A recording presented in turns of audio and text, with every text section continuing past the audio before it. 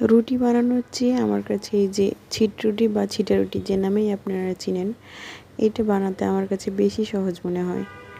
কারণ একে বেলার জন্য কোনো আটা করা লাগে না, মুথে মুথে সানা লাগে না, যেটা আমার কাছে খুবই প্যারাদায়ক।